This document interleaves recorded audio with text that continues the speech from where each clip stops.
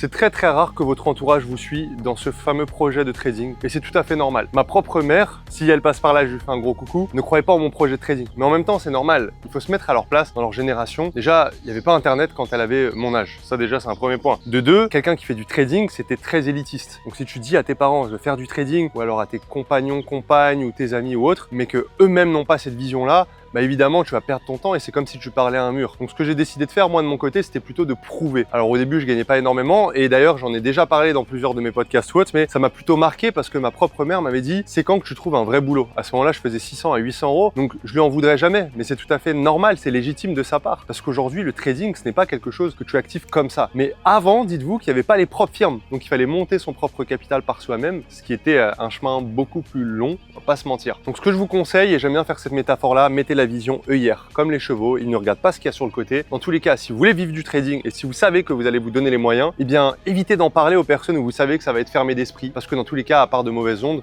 vous n'allez rien recevoir de plus.